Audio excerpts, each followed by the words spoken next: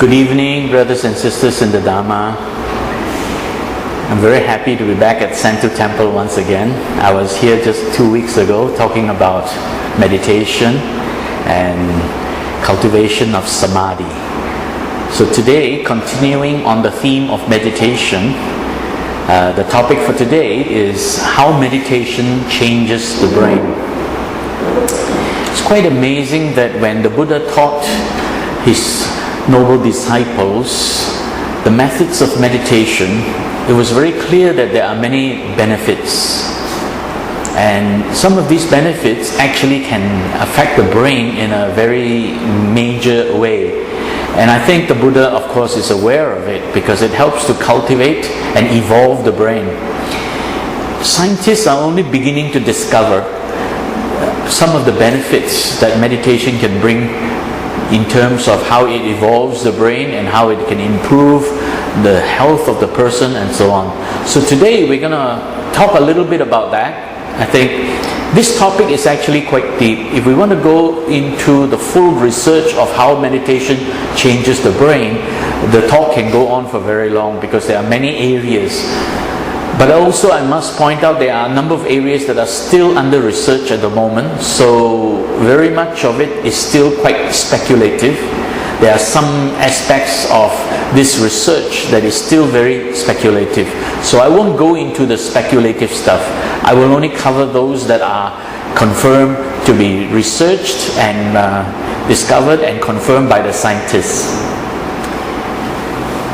So first, we'll just take a look at what happens in our body and the brain.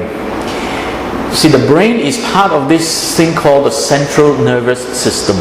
The central nervous system is made of two major parts. The first part is the spinal cord, and the second part is the brain. And the spinal cord is connected to the peripheral nervous system.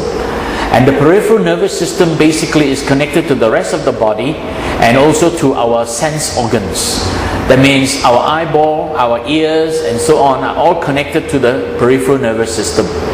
When light stimulates the eyeball and the eyeball picks up this light, it stimulates the back of the inside of the eye called retina. There's an area inside the back of the eyeball called the retina. When light strikes the retina, it stimulates the nerve cells, and then that nerve cells are optical nerves. They carry signals to the brain, and then the brain processes these signals and then send instruction back down to the rest of the body to react or to take action. And the same with hearing, the same with the smell, the taste and the touch. So information goes to the brain processes that information and sends instruction to the rest of the body to take action, to act. Some of these instructions are conscious. That means we decide to do something. Some of it is unconscious. That means it's an automatic or autonomic reaction to what goes on in the environment. So if we were to take a look at what goes on inside the brain then, in order to understand how meditation can affect our brain, we need to have a basic understanding of at least the major components inside the brain. So these are the major components. The brain is evolved over millions of years into three main parts. The most primitive part is the part called the brain stem. And the brain stem is actually the survival brain. It actually manages a lot of these autonomic functions that help us to stay alive. Right? It regulates our breathing, our heartbeat, our digestion system, and blood circulation system. The next evolved part of the brain is this part called the limbic system.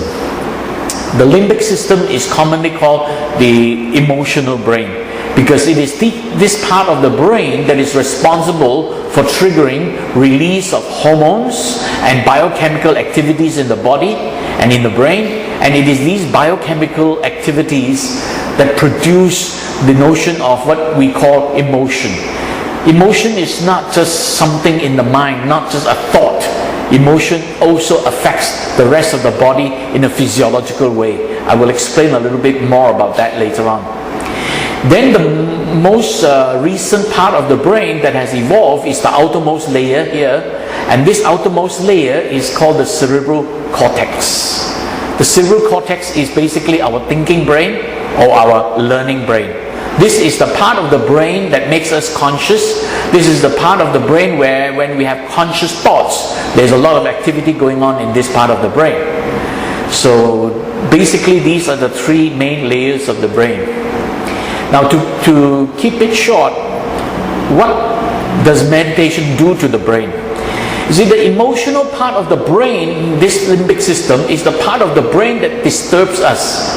The part of the brain that causes emotional arousal, emotional excitement, and it is this emotional arousal and excitement that actually makes us react in an emotional way.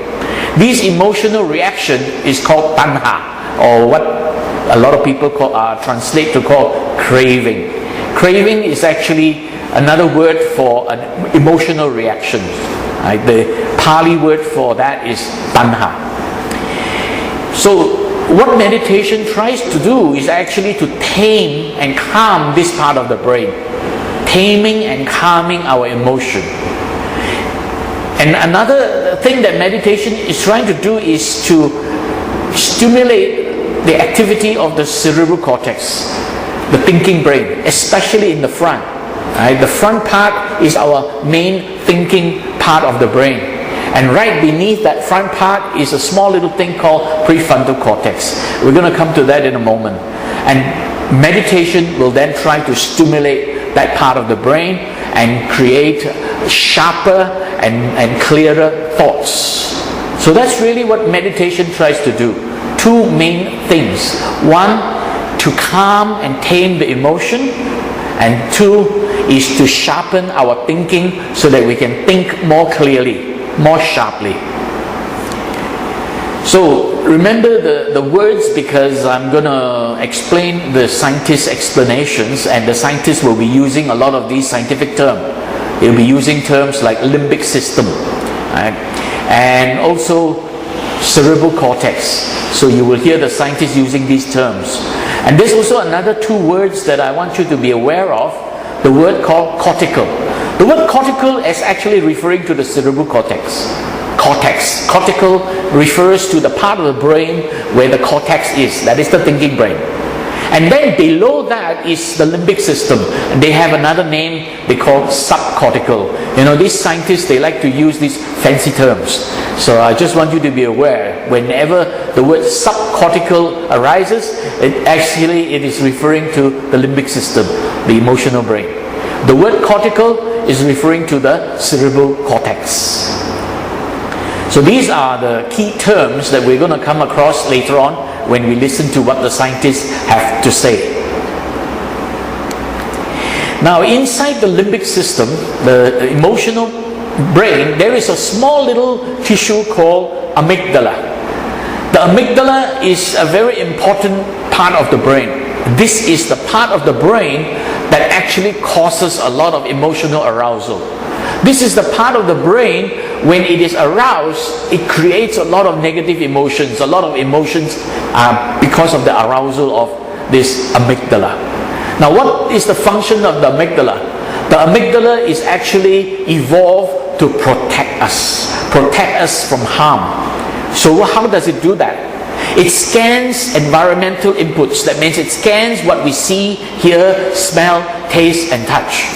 And when it scans these environmental inputs and bodily sensations, it tries to look for signs of threats, potential threats and danger to this organism. And when it senses something that is threatening or that may be danger or harmful to the organism, it begins to react by arousing this fight or flight reaction. And this fight or flight reaction causes a lot of changes in the body.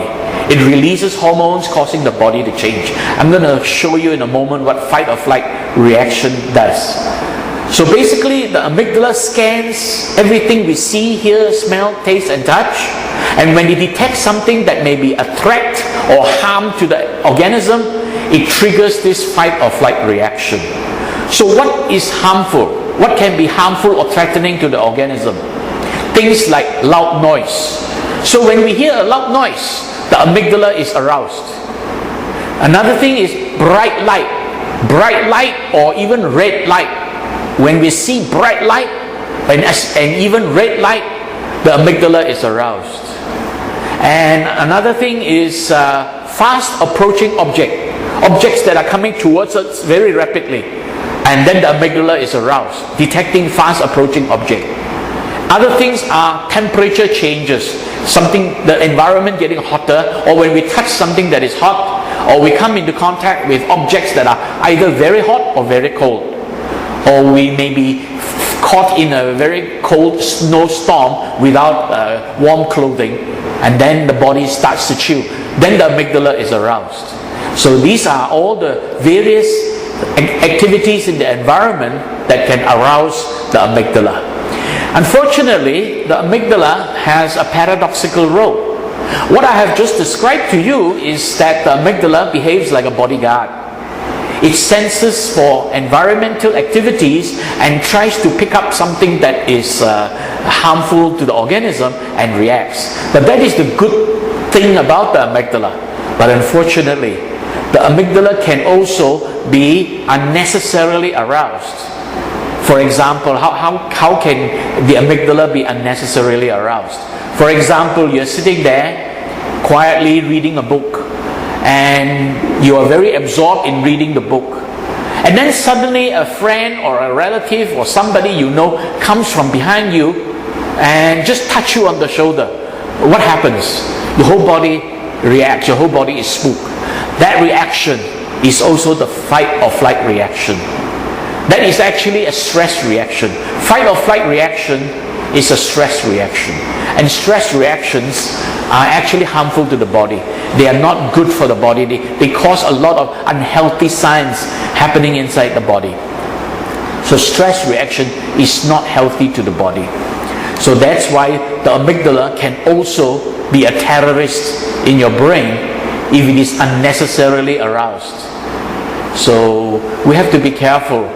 See, some other conditions can also arouse the amygdala unnecessarily. Somebody talking to you with a loud voice. Some people like to speak with a loud voice, and as though they're shouting at you, but they're just your friend, they just have a loud voice. That loud voice can also trigger and arouse the amygdala. And then this fight or flight reaction is aroused. This is why when we hear a loud voice, we are not happy, we don't like it. The first reason we don't like it is that the amygdala is aroused, it causes a fight or flight reaction in the body, and that makes us feel uncomfortable. Okay? So basically that is a very important word to remember, the amygdala. This in fact is the part of the brain that is responsible for a lot of negative emotions, responsible for a lot of suffering. Okay? So perhaps you could blame all your suffering on the amygdala in your brain. Okay?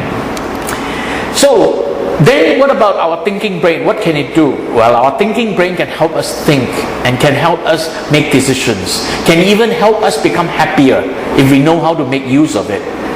So the brain is made of two halves, two hemispheres, and within these two hemispheres there are four different lobes. There is the parietal lobe over the top, there is an occipital lobe at the back, there are temporal lobes on the side, and then the front is the frontal lobe. It is the frontal lobe that is the main part of our thinking brain. It is responsible for our attention system, responsible for long-term memory, managing long-term memory, logic and critical thinking, lateral thinking and creativity, decision making, goal setting, planning, judgment, reasoning, rationalizing. Out of all these functions, the bottom two lines are the most important for your happiness. Whether you are happy or you are not happy has very much to do with the decisions you make in life, the goals you set for yourself, the plans you make, what you're going to do with your life, and the judgment that you carry out, what you think is right or wrong, what you think is good for you, the reasoning to be able to understand what is good for you, what is helpful for you, what is not helpful for you, and finally to rationalize between the reality you are experiencing and how you are thinking or how you are interpreting your circumstances. So those bottom two lines are actually the most critical functions in your brain that can help you whether you are happy or you're not happy. And all this is happening inside this little part of the brain called the prefrontal cortex, PFC. Alright, very important word again to remember. The PFC, I guess you could say, is the good guy in your brain. The amygdala is the bad guy. You could look at it from that perspective. So prefrontal cortex is that little part of the brain below the frontal lobe. Right? Below the frontal lobe, right behind your eyebrow, that little part of the brain is the prefrontal cortex. The Buddha described the mind with three important words. He called these mental experiences, three parts of mental experiences. The mind is not an entity, it doesn't exist. You know, when we ask people, where is your mind? Most people will point up here, but this is not your mind, this is your brain. It is the activity of the brain that gives rise to the process of the mind. But the mind doesn't exist, so to speak. You cannot take it out and say, oh, this is my mind. You can't. It doesn't exist. It is an activity inside your brain. And you call it is a kind of a mental process or mental experience. So the best word to describe the mind is to describe it as a mental experience. So the Buddha used three words to describe mind. And these, unfortunately, the translators do not differentiate. They just translate all these three words with one word and call it mind. The first word the Buddha used is called vijnana. Vijnana is actually the perception of something we see, hear, smell, taste or touch. And this perception arises with the panchakanda, the five aggregates. Every time our sense organ is being stimulated, for each stimulation there is a process of panchakanda going on and continuously producing mental images. And these mental images are perceptions. So perception is actually what you perceive through your sense organs, when your sense organ is being stimulated by the environment. So vijnana is referring to this perception of what you have perceived through your sense organ. The second part of the mental experience that the Buddha described is mano. Mano refers to the thinking mind, the part of the mind that is thinking. Then scientists call this cognitive process. Or you could use the layman's term intellect. Yeah, your ability to think.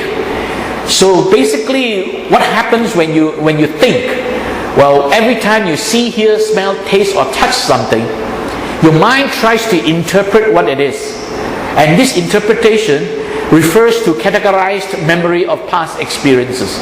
So it tries to interpret in a categorized manner and try to interpret what you have seen, heard, smelled, taste and touch and give meaning to it. And this meaning given to it then makes us understand what we have seen, heard, smelled, taste and touch better. The third part of the mind, the Buddha calls chitta. And this is the part of the mind which the scientists call the affective process. Or to use the layman's term, this is the emotion, the emotional mind. So chitta, you could say chitta is the emotional mind. This is the part of the mind that reacts to pleasant or unpleasant sensations.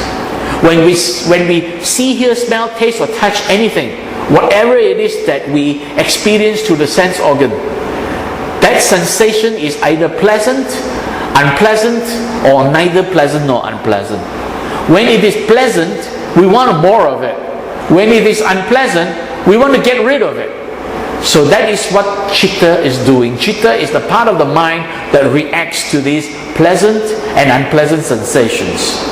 And this reaction leads to emotional excitement, arousal, excitement and emotional reaction. And this emotional reaction is what is called tanha. And we all know tanha leads to suffering. It is our emotional reaction to what we see, hear, smell, taste and touch that leads to our suffering. At the same time, if the sensation is neither pleasant nor unpleasant, we begin to create this notion that there is a self that is being affected by this sensation. And this notion of the self makes us personalize that experience that we have gone through. So every time we see, hear, smell, taste, or touch something, we personalize that experience, and in the mind, every time we see, hear, smell, taste, and touch something, the mind says, I see that object, I see that child, I see that dog, I see that person, I see this, I see that. So that I, the notion of I, arises. So that is also another part of the chitta, right? This notion of I arises. So therefore, all this collectively is our emotional process, called the affective process. So how do these three parts of the mind correlate to the functions of the brain? Basically, when we speak of this chitta, that is basically the activity of the limbic system. And when we speak of this mano, that is the activity of the cerebral cortex. Our thinking brain is largely responsible for thoughts and conscious, rational thoughts. And it is the emotional brain that is largely responsible for our emotional arousal, excitement, and reaction. So let's take a look at what the scientists have to say about brain. As humans have evolved, it's doubled in size. It weighs only 3 pounds, but it consumes 20% of all the fuel our bodies take in, generating enough energy to keep a light bulb burning. And you have to consider the brain having evolved like an old house, where we just added different rooms. And so there's all these stairways and connections. In the basement is the oldest part, called the brain stem. It's something we share with reptiles and other mammals. It's what keeps us alive, governing vital functions like heart rate, respiration, digestion, and blood pressure. Things that happen without having to think about them. The next level up, the first floor, more evolved. Hundreds of thousands of years later, it's called the limbic system. And this is very important in the processing of emotions. Within the limbic system are the amygdala, 2 nuggets of tissue, one in each half of the brain. They are no bigger than a fingernail, yet they are the brain's central command center for our emotional reactions. One of the simplest and strongest of these is fear, a primal emotion we all share. If you had to pick one brain region that was most important in fear, it would be the amygdala. What scientists discovered is that as humans evolved, another part of the brain, called the cortex, also became involved in processing fear. The part that makes us most human about the brain is our frontal cortex. If the amygdala is the first floor, the cortex is the second floor of the brain. It's the brain's thin, wrinkly outer layer that's divided into 4 sets of lobes.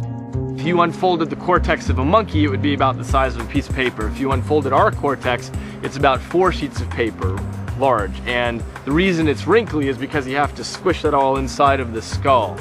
The frontal lobes comprise the area just above our eyes, and these are the newest rooms of the brain. As humans evolved, the frontal lobes became the place where conscious, rational thought is processed. It's where we do our problem solving. The frontal lobes are so interesting because they are really the conductor of the brain. They synchronize all activity. Scientists made a major breakthrough in fear research when they found that information from our senses reaches the amygdala almost twice as fast as it takes to get to our frontal lobes. The speed of the different brain signals means unless we instinctively know how to react to a potential threat, we may freeze in fear, waiting for the frontal lobes to catch up to figure out the right response. Part of what happens with fear and panic is the unknown, is not knowing what to do next, and so your brain essentially freezes the way a deer freezes in the headlight. So the amygdala may get very fast signals about fear, but sometimes they're wrong, and quickly the situation may say to you, no, it's not a fear situation, and you're not afraid. So these very quick amygdala signals that you get can be controlled in sort of a top-down way. So signals go to the amygdala faster than to the thinking brain. That's why the amygdala reacts first, and that reaction comes even before we have a chance to think about it. Well, for example, you walk down the street, suddenly at the corner of your eye you see a something approaching to you very quickly. It could be a car or a truck out of control, but it could also be your friend running towards you. But you don't have a chance to stop and think and look and see, what is this? Is this a car or a truck? If it is a truck, if I don't jump out of the way, the truck will run over me and then I will die. So maybe it's time that I should jump out of the way. Now, if you don't have time to think like that. If you begin to think like that, you will not survive. So your amygdala actually senses fast approaching object and causes a chain reaction in the body, and your whole body reacts, sort of tries to jump out of the way. That's really what is happening with this amygdala. And the scientists also pointed out that even though the amygdala can react in this way, it can still be controlled in a top-down way. Top-down way meaning using your thinking brain. And that is where meditation comes in. Meditation trains your thinking brain so that you are able to tame your emotions using the power of your thinking, right? The power of your conscious thoughts. So basically the Buddha has taught us, and if we were to summarize what the Buddha taught, this is by far the most useful verse from the Dhammapada. It says, abandon all evil ways, enter the good life, purify one's mind. This is the teaching of the Buddhas. Dhammapada verse 183. This is probably the most convenient and most simplified way of explaining what the Buddha has taught. So, especially for some of you who may be getting questions from people from other religions or people new to Buddhism, and they just want to say, what exactly did the Buddha teach? Well, just quote them this itself, that is enough. Abandon all evil ways. That basically means that we have certain defilements. Over generations of programming, we have certain instincts that are programmed into us, and therefore we react in a certain way. So we have to learn that when this reaction arises, we have to learn to tame it, abandon it. Because some of this reaction is making us lust for something pleasurable, for example. We taste something that we enjoy the tasting, then we want more of it. That lust arises. So we got to learn to abandon this, right? Otherwise we will be trapped in this cycle of craving for lust and so on. The same thing when something unpleasant arises and we want to get rid of it, and if we can't get rid of it, we hate it. And this again can also cause us a lot of suffering. So we're going to learn to tame that reaction, and that is abandoning the evil ways. And then enter the good life basically means that we've got to learn how to do good. We've got to learn to do wholesome things and not think and do unwholesome things. And doing good is not just a matter of taking an action, just doing a charity from time to time. It is actually entering the good life. That means we make our whole life oriented towards doing good.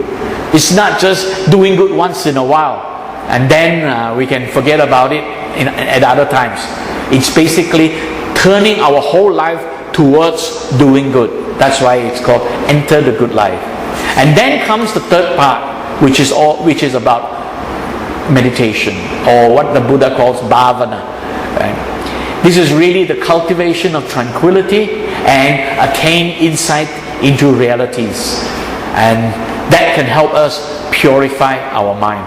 Cultivate a tranquil mind where we have mental equilibrium. That means the mind is at peace, the mind is not agitated, and at the same time, when the mind is at peace and the mind is calm and still, we then are able to see the realities of life. Anicca, dukkha, anatta, or what is commonly called impermanence, suffering, and non-self. Right? But my teacher actually likes to call those three insecurities of life and basically instability of life, insecurity of life, and impersonality of life. So let's take a look at how this process of experience arises. When environmental activities stimulate our sense organ, perception arises in the mind. We are able to see, hear, smell, taste and touch. Then we begin to interpret it by referring to memory, and that interpretation tries to give meaning to it. And then we experience it, whether it is pleasant or unpleasant or neutral. And with that experience, the emotional mind arises to react to it. And the first reaction is triggering a biochemical chain reaction. This is something that happens automatically. That's why it's called autonomic biochemical chain reaction. Whether we like it or not, every time we see, hear, smell, taste, touch something, it actually triggers a little bit of a biochemical reaction. I can even say a word and some of you will feel it. I say asam laksa, some of you will feel sourness in your mouth. That is a simple form of biochemical reaction in your mouth. Or I can say wasabi, some of you may feel this funny thing in your nose because you've eaten wasabi before and you've experienced what it tastes like, right? So all that is actually biochemical reactions, and we don't realize it. Constantly throughout the day, non-stop, we are doing it. We are continuously, every time we see, hear, smell, taste or touch something, the body continuously releases hormones and biochemical reactions and causes the body to change. So it causes tension in the body. This tension in the body is felt, and this tension in the body is a physiological disturbance. So we call this stress, physical stress. So this tension in the body is a kind of physical stress, dukkha. It's a physiological disturbance. And how does it affect us? This disturbance in the body causes the heart to beat faster, causes the respiration to deepen, causes other things to happen like muscle tensed up, then we get all tensed up, facial expression all distorted, right? And hair standing on end that is actually experienced as goosebumps, goose pimples, and perspiration, blood pressure rises and so on. So all these are very harmful to the body. This is the manifestation of stress reaction in the body caused by the release of adrenaline and cortisol from our adrenal glands. Every time we see, hear, smell, taste or touch something, this is happening. But why is it that we are not always conscious of it? Well, there are two very good reasons. Firstly, this might be happening in a very mild way that it may not be easily detected. Secondly, you might not be a very mindful person. It's happening to your body but you don't realize it. You ignore it. You don't pay attention to it. This is why one of the important things about mindfulness training is to realize what's going on in the body. For those of you who have attended various types of mindfulness training and training based on Satipatthana, you will realize that there are 4 foundations in the Satipatthana. And the first foundation is to be aware of the reactions in the body, right? Kayanupassana, that is the bodily reaction. And then the second is to be aware of the feelings of this reaction, whether the feeling is pleasant or unpleasant. Vedananupassana. So these are the first 2 foundations of mindfulness. So without proper mindfulness training, or if we are not very mindful about what goes on in the body, we don't realize this is happening. But it is continuously happening in us throughout the day. Meditation can help us reduce this, bring this down. Now, one of the important things to remember is this hormone, stress hormone called cortisol. Right? So there is this word cortisol that refers to the stress hormone. Throughout the day, our body is releasing cortisol, and cortisol is disturbing the body in many ways. It increases our blood sugar level. So if we're not careful, it could make us diabetic. It suppresses immune system. So if we're not careful, we could also fall sick because the immune system is suppressed. It suppresses our digestive system. It decreases our bone formation and various other things. Right? So cortisol is a very harmful stress hormone. So what happens when we are physically aroused? right, or physiologically disturbed. So when we experience this physiological disturbance, you can see that this physiological disturbance causes discomfort. This discomfort is then sensed in the body, and this sensation of discomfort in the body disturbs the mind, and then the chitta reacts. The chitta reacts by triggering the arising of memory, imagination, expectation. That means throughout the day, when we are aroused, memory, imagination, expectation arises. So the mind begins to wander off to the past because of memory. The mind begins to wander off to the future because of imagination. And then the mind begins to be very dissatisfied and wants things to change right away because of expectation. So these three parts of the mind is actually very disturbing. They disturb our thinking mind. They disturb our ability to think rationally. So we have to realize that when emotion is aroused, right, first because of biochemical reactions in the body, followed by the discomfort, and then memory, imagination, expectation arises, and that disturbs our thinking mind, the mano. So in other words, the chitta is disturbing the mano. And this disturbance is very serious. We don't realize it, but this disturbance is affecting us in many ways. So this disturbance is making us having difficulty to think clearly. So meditation helps us tame and stop this disturbance. And this disturbance is called domanassa, or distress, mental suffering. And that causes a tug of war between our emotions and our thinking, right? Between our emotional mind and our thinking mind. So there's a tug of war that's always going on inside us because of imagination, memory, expectation. Imagination, I. Memory, M. Expectation, E. And I call this the I-M-E syndrome. I, me syndrome. Because when this arises, the mind is only thinking about me, I, very self-centered. So that's really what this I, me syndrome is all about. A very self-centered mind because of imagination, memory, expectation. Everything is centered around me. What's in it for me?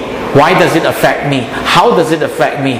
Why me? You know, a lot of things are arising in the mind with that kind of thoughts. And if we're not careful, it actually leads to even more suffering. Because self-affliction of mental suffering is a very severe thing. The Buddha did point it out. Whatever the harm one enemy may do to another, or one hater may do to another, an ill-directed mind inflicts on oneself a greater harm. Ill-directed mind, what did the Buddha mean by that? Simply means what we pay attention to, the kind of things we focus our mind on. Every time we are unhappy, we start to think about why we are unhappy, and then who made us unhappy, and we start to think about the past. And then we begin to create and imagine what can happen next with that person. So the mind runs away.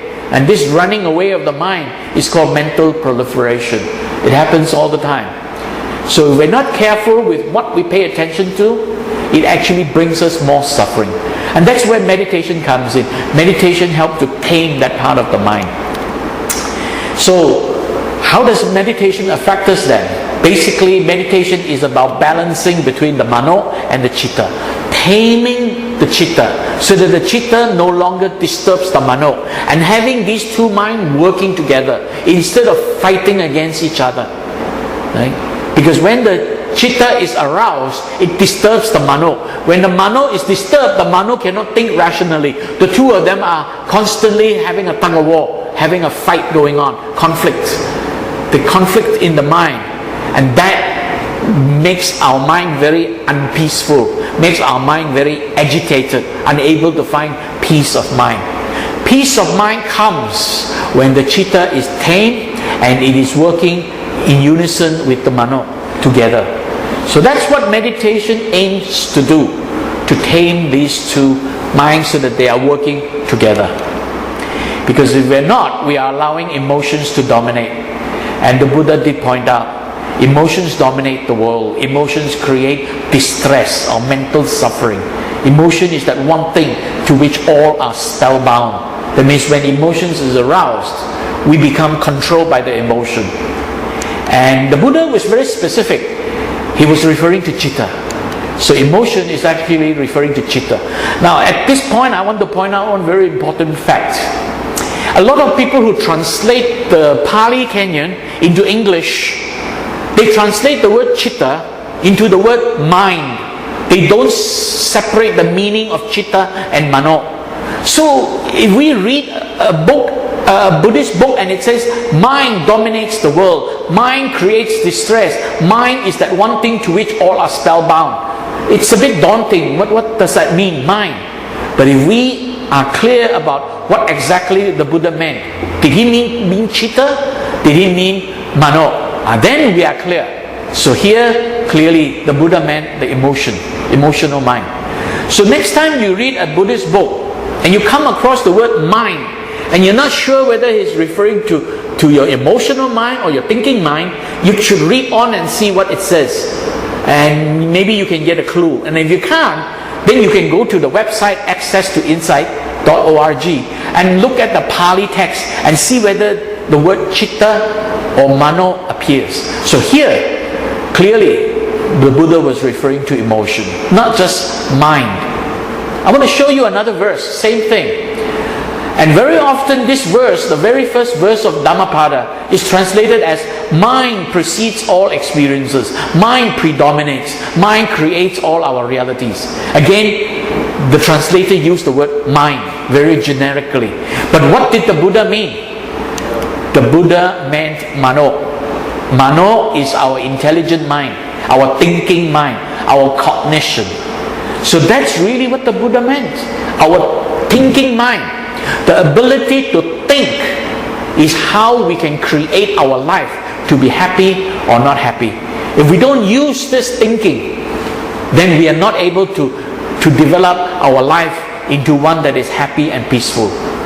A happy and peaceful mind results from the ability to use our intellect to think clearly, to create the conditions necessary to bring about peace and happiness.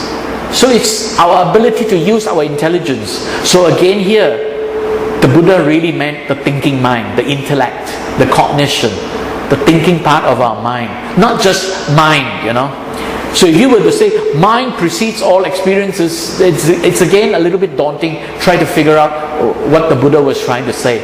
But if you look at it, the Buddha meant your intellect, your thinking mind, and then it makes a lot more sense. So what are some of the things that we have talked about? We have talked about the part of the brain that is responsible for thinking, and that is the learning brain, cerebral cortex, also called cortical. And we have talked about this little part of the brain in the front called the prefrontal cortex, which is the critical thinking part of the brain, responsible for goal setting, decision making, judgment, reasoning, and so on. The prefrontal cortex. And then we talked about the limbic system, the emotional part of the mind, or the subcortical part of the brain. And we also talked about the amygdala, which is actually that fear control center that creates the fear and emotional reaction. It is both the bodyguard and the terrorist in the brain. Now these are the important terms, so we're going to take a look at what the scientists have to say. So we're going to look at now the neurological basis of meditation. First, very important, I want to point out one important thing what the scientists have discovered, especially those of you who are going to engage in metta chanting in the coming weeks. I think there's a series of 24-hour metta chanting going on right now.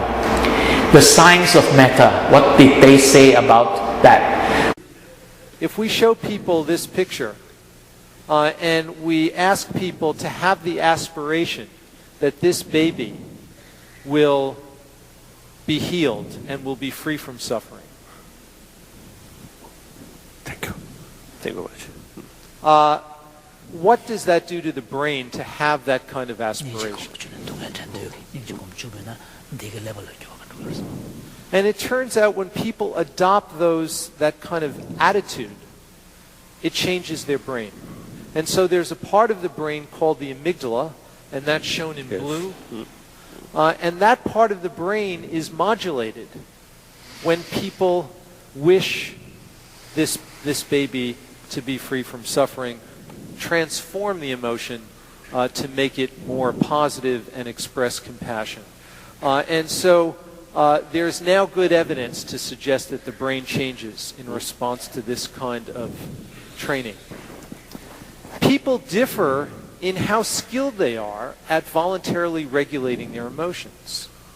And when people are better able to regulate their negative emotions, they show less activation in this part of the brain, the amygdala, and it's also associated with more activation in a part of the brain in the prefrontal cortex up here. What the scientists have spoken might be a little bit difficult to comprehend, but I'll simplify it for you. Aspiration of selflessness, that is the aspiration to want to heal other people of suffering. Basically, this aspiration of metta. Okay? So the aspiration to want to relieve other people of suffering reduces activation in the amygdala, which means if we carry this aspiration of wanting to relieve other people of suffering, it makes us less emotional because the amygdala is less aroused. The amygdala is less reactive to arousal. That can mean it makes us less emotional. So, in a nutshell, if you want to be less emotional, you don't want to be such an emotional person, do more good. Right? Have more aspiration to want to help other people. That itself can help you become less emotional. And he went on to point out, people differ in their skill level at voluntary down-regulation of negative affect. I'll stop there. Negative affect. This word negative affect is actually referring to negative emotions. The word affect comes from the word affective process or emotion.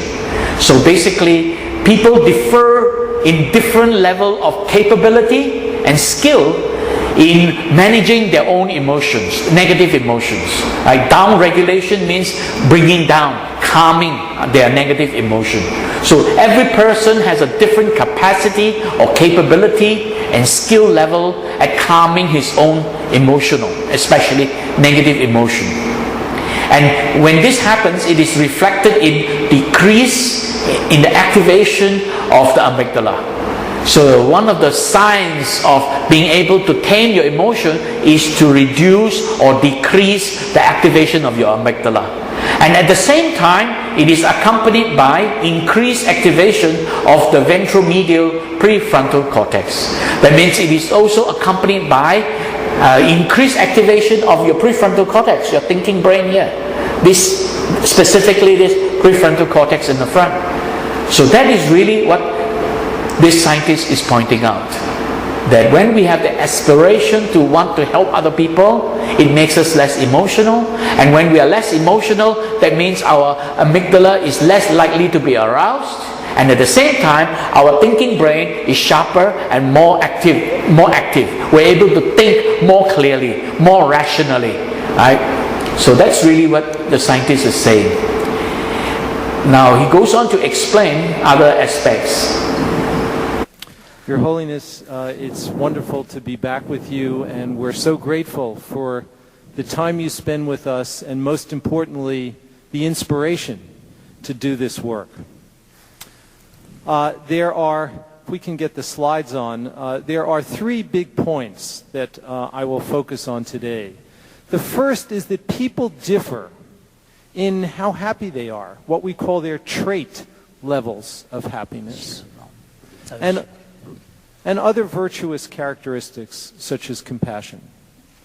The second point is that emotion regulation, our humans' capacity to regulate their emotions, play a key role in modulating differences among people in how happy they are, in how resilient they are.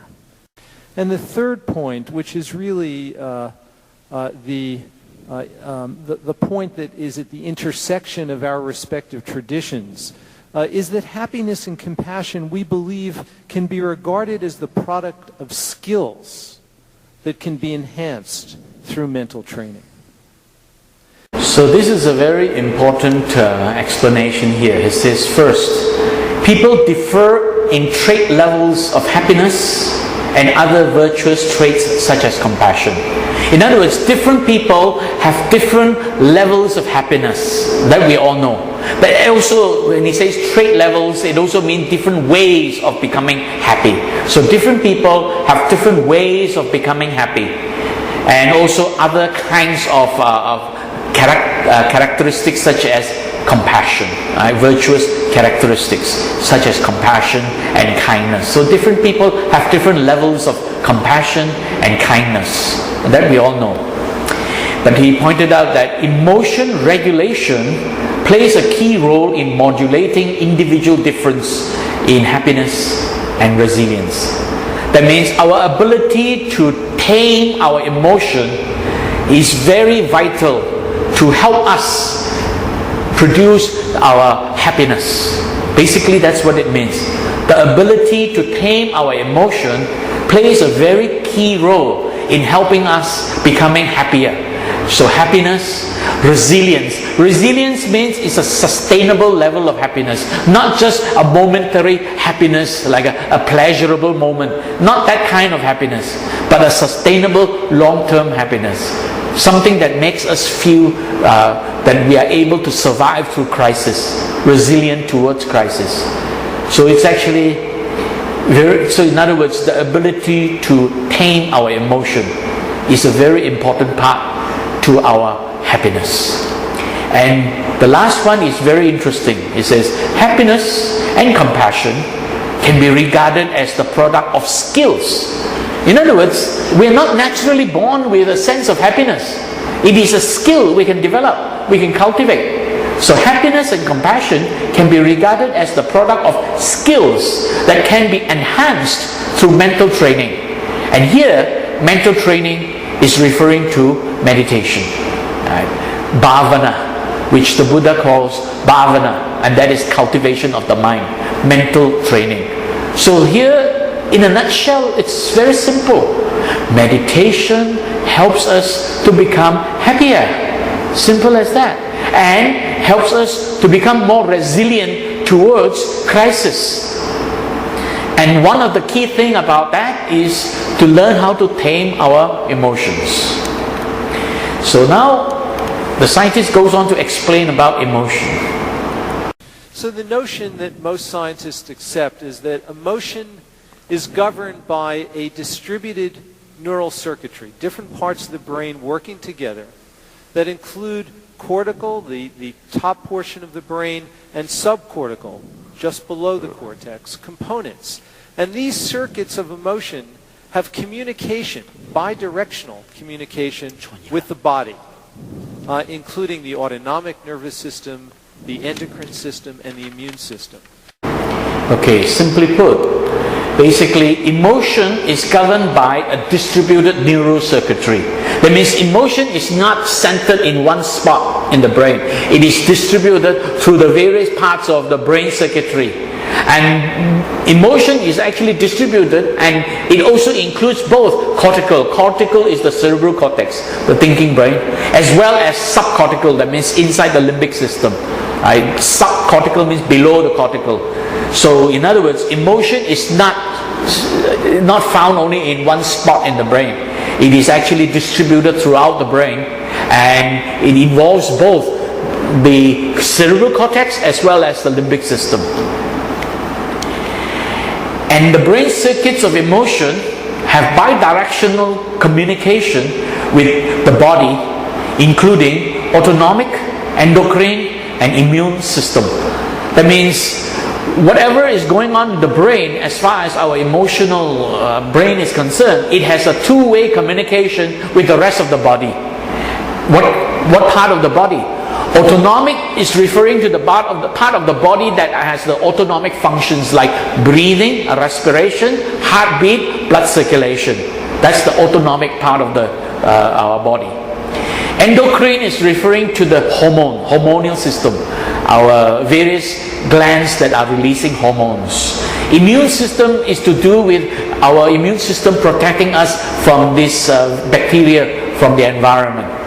So basically, these brain circuits, these emotional brain circuits, have a two-way communication between the brain and the rest of the body that affects our health and our well-being. So whether we are happy and healthy, they are interrelated. A happy person will be healthier. Right? A healthier person can be happier. Right? It goes both ways. Health and happiness go together. Now the next part is basically about meditation. Now, a very general hypothesis is that at least some forms of meditation strengthen the cortical regulatory circuitry in the brain, and that in turn modulates the dynamics of subcortical or limbic emotional reactivity. Now the words are a little bit difficult to grasp, but I'll just go through with you. A very general hypothesis is that meditation strengthens the cortical regulatory circuitry. So this word cortical regulatory circuitry is referring to the brain circuits in the thinking brain. So in other words, a general hypothesis is that meditation strengthens your thinking brain. That's what it is. And that in turn helps you to modulate your emotional brain. Helps you to tame and calm your emotional brain. That's really what the scientists were saying. Meditation strengthens your thinking brain and helps you to calm your emotional brain. Now, this next part is talking about cortisol. Cortisol, I told you, is the hormone that causes a lot of harmful effects in the body. It is a stress hormone, and we release it in the body throughout the day. So the scientist is now explaining what happens. So we have found that people who are good at regulating their emotion and good specifically at being able to transform negative emotion have a better profile of cortisol. They show a steeper decline at the end of the day. It's particularly people who show activation in this area of the prefrontal cortex when they're regulating their negative emotions. Those are the people who show lower levels of cortisol at the end of the day. Now, in this diagram, basically it is showing various levels of cortisol. In the morning, you see, in the morning when we wake up, our body transitions from a state of calm and rest to a state of activity. So in the state of calm and rest, there are no cortisols being released. Cortisol is a stress hormone that is not released when you are calm and sleeping. Unless, of course, you're having a nightmare. Then it's a different story. Right? But if you're sleeping peacefully and the moment you wake up, your body has a very low level of cortisol. But the moment you wake up, your body gets aroused. Your body becomes distracted and disturbed by everything that's going on in the environment. Environmental activities begin to stimulate your sense organs and you become aware of things going on around you. As I mentioned to you earlier on, all this is going on and it releases cortisol. So your body begins to release a lot of cortisol. So you can see that in the morning when you first wake up, this is morning going to the evening. When you first wake up, there's a lot of cortisol there released. Throughout the day, the level of cortisol gradually declines until the end of the day. When you go to sleep, then your cortisol level will subside to a very, very low level. So throughout the day, there is a high level of cortisol that is flooding our body. And cortisol is harmful to the body. It causes a lot of stress reactions in the body.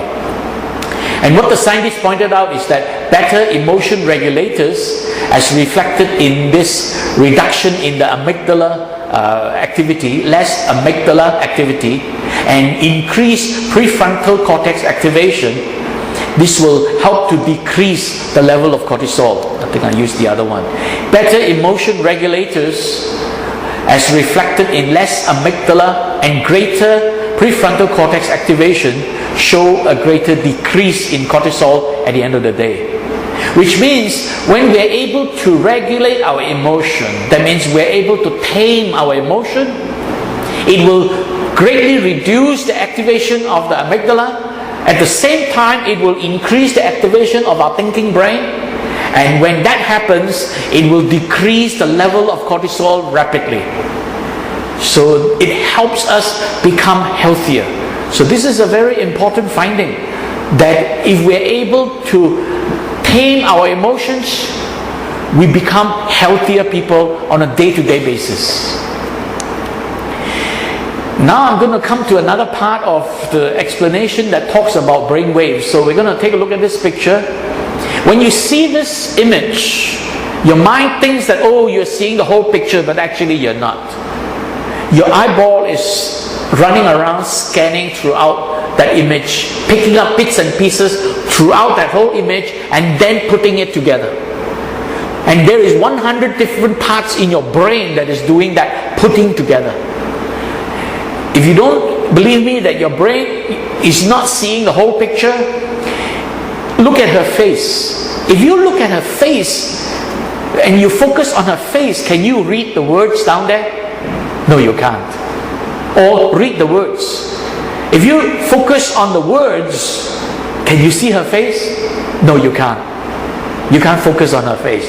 So what's really going on with your eyeball? Your eyeball is darting around, picking up bits and pieces. And that bits and pieces is then constructed in the brain to form a big picture. I'll prove the point further. Focus on both her eyes. See if you can actually focus on both her eyes at the same time. No, you can't. Your eyeball is darting back and forth between the two eyes. Right? Why? Because that is the way we see things. We don't see things as a whole picture. We see things as bits and pieces, and then it is constructed. And that's what's going on inside the brain. There are as many as 100 different parts of the brain responsible for constructing this into one big picture. And that big picture is called vijnana. Right? That's what the Buddha called as the first part of the mental experience. Whenever we see, hear, smell, taste and touch anything, we have a picture in the mind. That is vijnana. But to construct that, the construction is called sankhara. To construct that, there are 100 different parts of your brain responsible for doing that. One part of the brain is responsible for distinguishing what color you are seeing. Right? What frequency of light determines what color. Another part of the brain is interpreting the alphabets. Another part of the brain is trying to recognize the name of the word. Right? And another part of the brain is picking up individual components of her face. Her nose, her eye, her eyelash. Another part of the brain is trying to put the whole face together to recognize, facial recognition. Another part of the brain is seeing the depth, right? What is darker, what is lighter. So there's 100 different parts of your brain simultaneously interacting to produce this big picture in your mind. And all these 100 different parts of your brain interacting, they need to synchronize that activity. That synchronization of that activity is dependent on this synchronous oscillatory frequency that your brain is having. That the brain is actually continuously producing this oscillatory frequency. And it is commonly called brain waves. This is synchronous oscillatory frequency, which is basically the synchronization of all the different parts of your brain putting this image together. That's why it can be measured using all these different sensors, right? And this measurement is called EEG, electroencephalography. So EEG is measuring the various parts of your brain, how they are all synchronizing together. And there is a frequency. The higher the frequency, the more synchronized. The lower the frequency, the less synchronized. That is the general hypothesis. So basically, we can describe it as the level of consciousness. The numbers there is the frequency. The higher the frequency, the more synchronized. The lower the frequency, the less synchronized. So when you are paying attention, you are experiencing this level of consciousness called conscious awareness. And if you are thinking of solving a serious problem, they may say a scientific problem or any kind of problem, a serious problem that you're thinking of, focusing your mind on solving the problem, then your mind is in this critical alertness, right, level. So this frequency is called the synchronous oscillatory frequency, or the layman's term is called brain waves. The higher the frequency, the sharper your thinking. The lower the frequency, the more blur your thinking, right? So when you are conscious, the level of consciousness is called beta. Now, if we go down lower, when you become drowsy, you're not really paying attention, and I think some of you are doing that right now. Your mind is in a drowsy state, right? Not quite asleep, but not quite awake or not quite alert. Then you are in this level called unconscious awareness. This is called the alpha state. Alpha state, you are actually not paying attention really. Your mind is slowing down, right? The brain waves have slowed down. And some people call this state the subconscious mind or subconscious state. As the brain waves slow down further, then you are in the sleep state. That means when you fall asleep, you are in here, theta. Falling asleep is in the theta state. This is the state where you have some dreams. This is the state where you have this rapid eye movement. So there you have some dreams. But if you go into deep sleep, called short wave sleep, SWS, that is called delta. And that, in that state of deep sleep, you normally don't have dreams. Dreamless sleep. And this is a very, very peaceful level of sleep.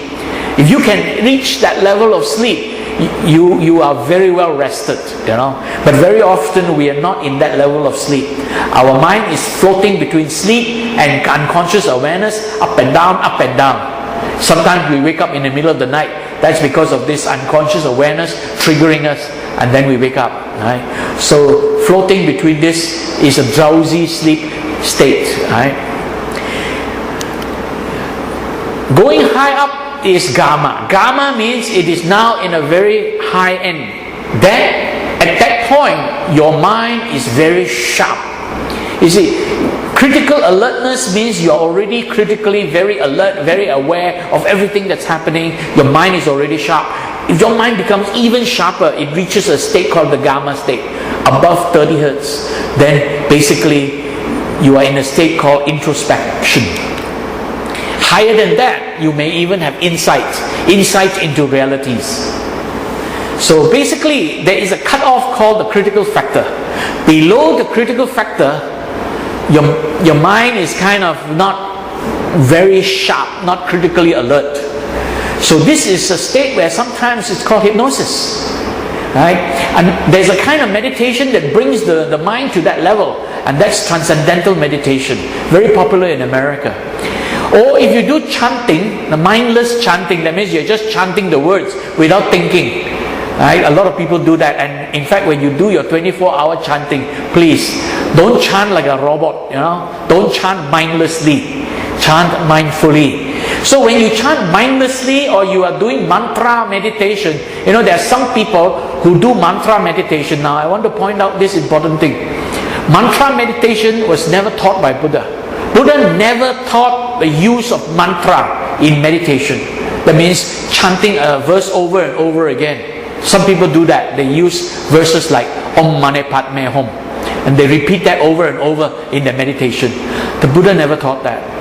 Nowhere in any of the Pali Canon was there any mention of using mantra for meditation.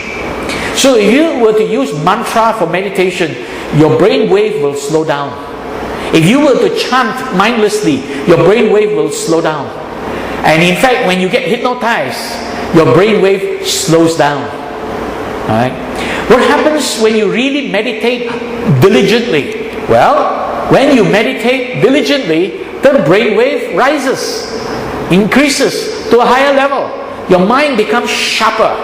That's what it is. It becomes luminous. The word luminous is referring to high brain wave. And this happens when you practice samatha, where you have practice anapanasati, and then that leads you to practice satipatthana. So when you practice Satipatthana, it brings your brain wave to that level, the gamma level. And when you practice Satabhujanga, the 7 steps to awakening, the Bhujangas, it raises your brain wave to a very high level, right? Upekkha, to that level called insight. That is Vipassana meditation. So you can see meditation raises your brain wave, Buddhist meditation, right? The same with metta. When you meditate with metta meditation, it also raises. Metta is the same as samatha, basically the same level. But only if you are focused on the meaning of what you are chanting in metta. Not blindly chanting, may I be well and peaceful, may I be free from suffering, may all beings be well and peaceful, may all beings be free from suffering. You know, if you are chanting mindlessly, then your mind is floating in this area. You might even fall asleep. But if you are chanting clearly, understanding the words, clearly mindful, clearly aware, the aspiration of wanting to help other beings, that aspiration raises your brainwave to a higher level. So now you see, brainwave in the gamma range is a very high level, very sharp mind. Okay? So now I'm going to show you what the scientists have to say about the impact of meditation on your brainwave. In our work with long-term Buddhist meditation practitioners, we found that meditation is associated with marked increases in electrophysiological signs of activation, specifically in the gamma frequencies. These are high frequencies in the brain electrical recordings. And particularly in the prefrontal cortex, which we see as important for certain aspects of regulating emotion. So very simply put, it says meditation is associated with marked increase in the EEG of activation in the prefrontal cortex.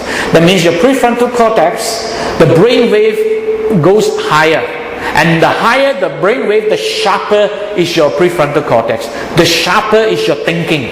You can think very sharply, and that's why they call this the luminous mind. Because now your mind is so bright, it is able to see realities, able to see clearly the rise and fall. Right? Anicca, dukkha, anatta. It's able to see the rise and fall, able to conceive what is going on. Right? So basically this is what meditation does. At the same time, it is also promoting synchrony between your thinking brain and the rest of your brain region. That means they are now synchronized. Your thoughts are cohesive, coherent, not loose and blurry. If they are not synchronized, then your thoughts are very blurry, right? So it's very important. But pay attention to the last word, long-term practitioner. So in other words, this can only happen if you practice diligently over a long period of time. Then you will be able to gain this benefit.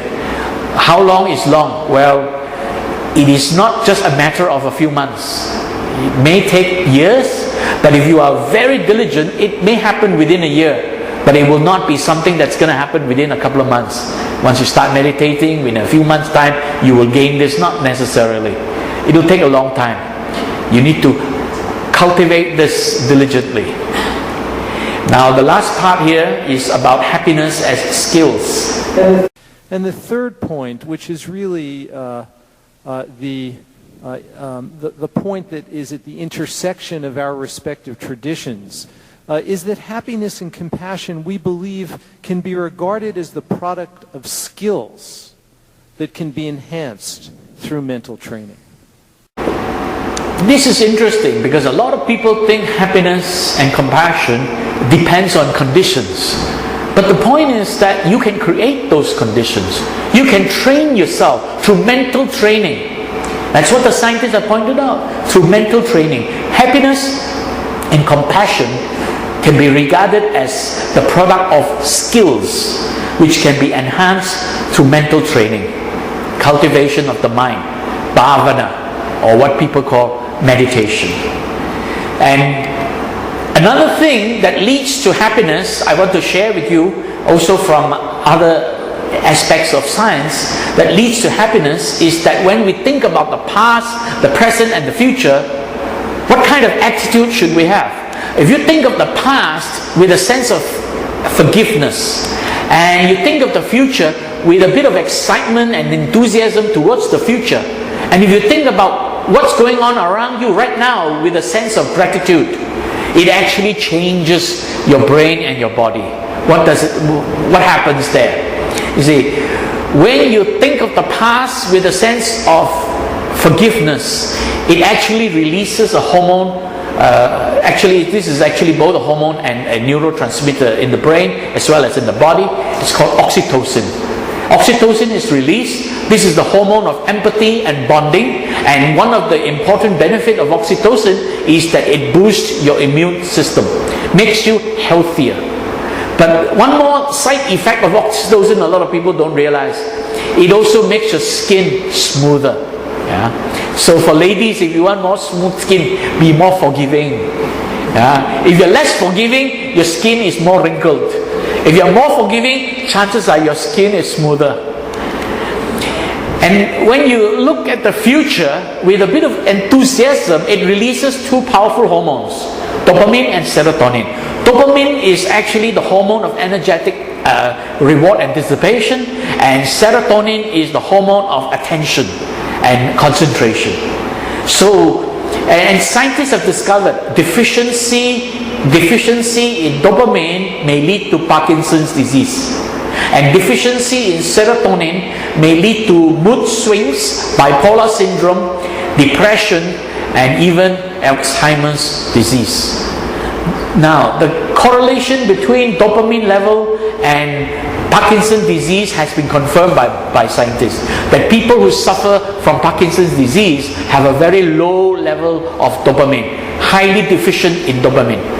They are also beginning to find some correlation between deficiency in serotonin and Alzheimer's disease and other forms of mental disease, dementia and so on. So if you want to grow old without suffering from Parkinson's disease and Alzheimer's disease, be more enthusiastic.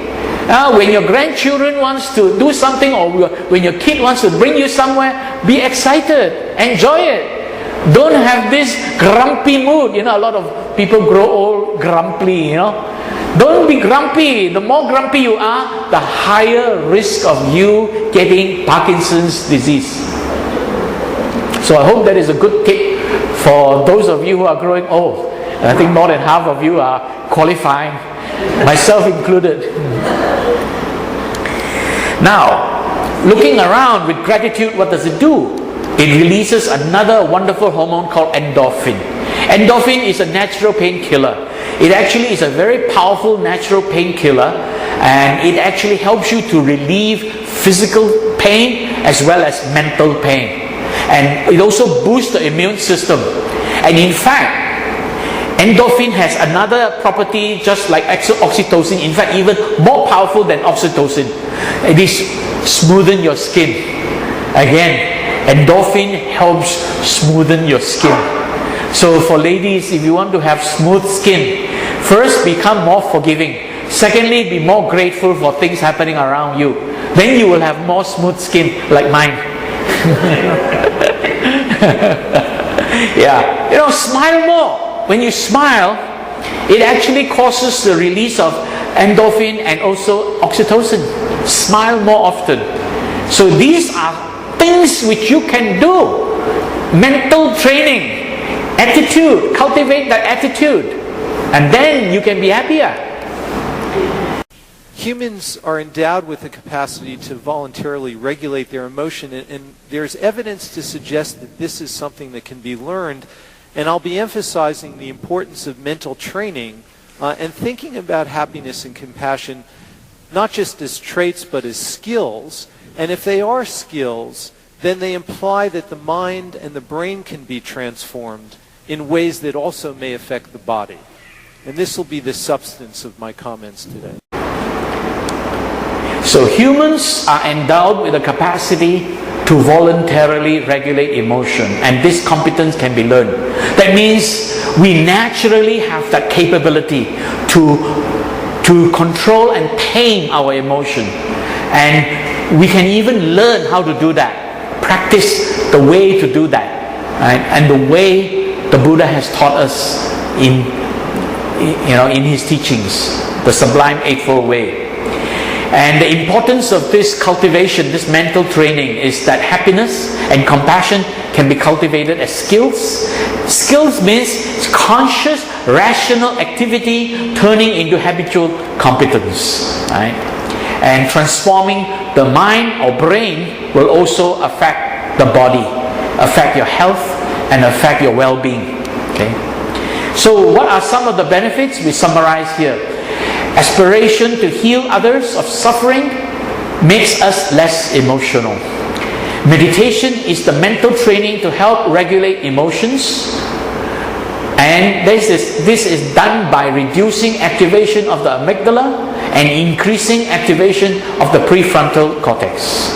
Meditation strengthens the brain circuits involved with emotion regulation. Meditation reduces the level of cortisol, stress hormone, in the body throughout the day.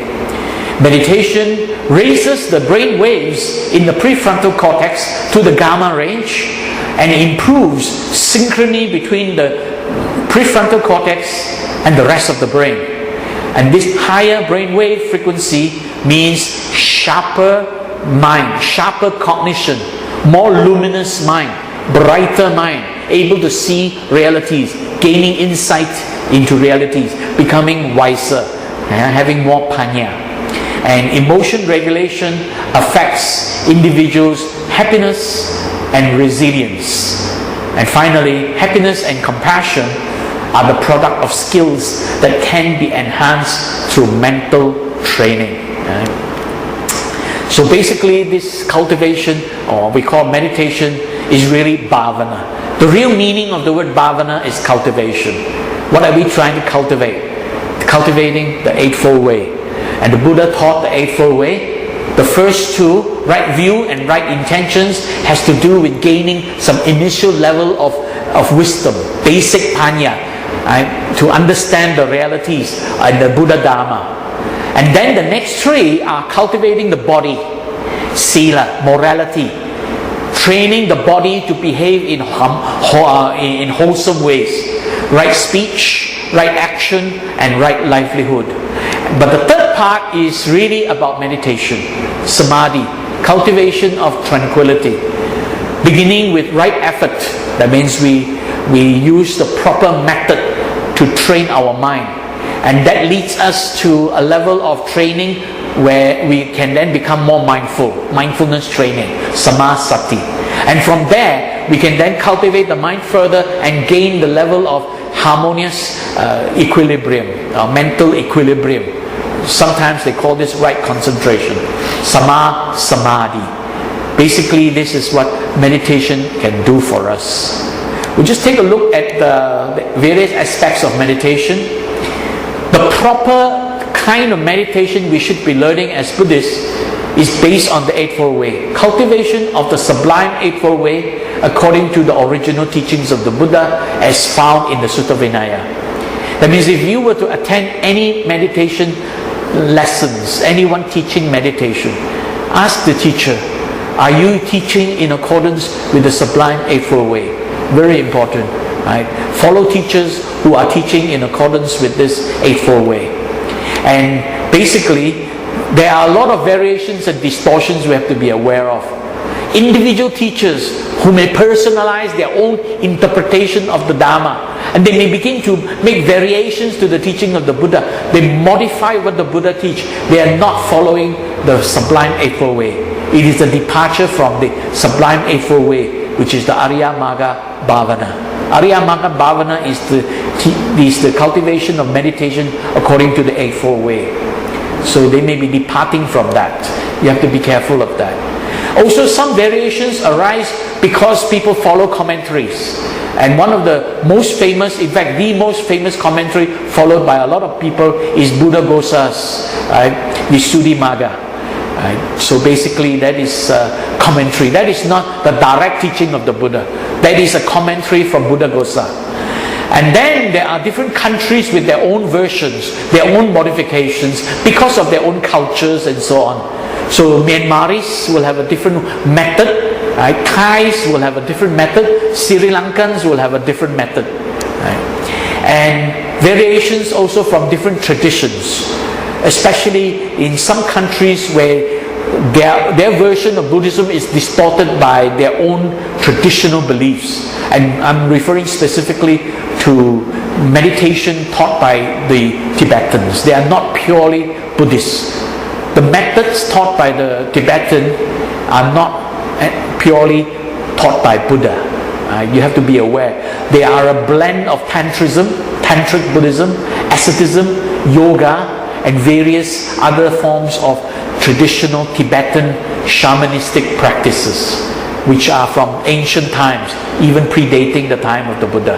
You have to be aware of that. And finally, the most popular form of meditation in America today is transcendental meditation, which was taught widely throughout the corporate world. So you have to be aware that when you Google or go to YouTube to look at various scientists' explanation of meditation, be careful. Some of them may be referring to transcendental meditation, and therefore it is not relevant to Buddhist meditation. So you have to be careful that you only follow Buddhist meditation. Okay? And Buddhist meditation is based on the cultivation of two stages. The first is called Samatha Bhavana, which is the cultivation of tranquility, and the second is called Vipassana Bhavana, which is the cultivation of insight. Samatha Bhavana is basically learning how to relax the body and bring the emotion to a level of stillness, cessation of the affective process, chitta. Bringing the chitta to a level of stillness, stopping emotional excitement, emotional reactions. And Vipassana Bhavana basically is to cultivate this unshaken wisdom, panya, into this unstable, insecure and impersonal realities of the world, realities of life, right? Anicca, dukkha, anatta, which is also commonly translated as impermanence, suffering, and non-self. These are the threefold realities of life. And also cultivating full comprehension of the Four Noble Truths. So that's what Buddhist meditation really is trying to cultivate. And definition of samatha is to still the chitta, bringing the chitta to a stillness, and the mind becomes unified, and that stillness of mind leads to samadhi. And cultivation of vipassana is distinct seeing. V means clear or distinct. Passana means seeing, meaning seeing with the mind. And that leads you to distinct seeing of the realities, wisdom, panya. Right? So basically these are the main forms of Buddhist meditation. And the Buddha has pointed out that the stages to awakening, we begin with anapanasati, and anapanasati leads to satipatthana, satipatthana leads to satabhujanga, satabhujanga then leads us to full comprehension, panya, and liberation or emancipation, vimutti.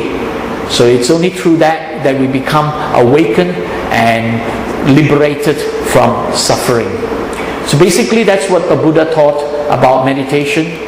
And just very quickly on this last part about the cultivation of right effort, right mindfulness and right concentration. Sama Vayama is the beginning of learning how to meditate properly. I want to highlight this because this is a very important part. If you attend any meditation retreat, you have to be sure that the teacher is able to teach this Sama Vayama. Right? And basically, it is referring to the ability to tame our emotions. See, when our body is stressed and the mind is distressed by mental suffering, we must learn how to apply our thinking mind, the mano, to become conscious, right? To be able to be aware of what's going on. Cultivating this awareness of what's going on requires the use of our intelligence to have this sustained, conscious, focused attention on what's going on inside, introspective attention. going on inside. Right? When we can do that, we can actually stop the emotion.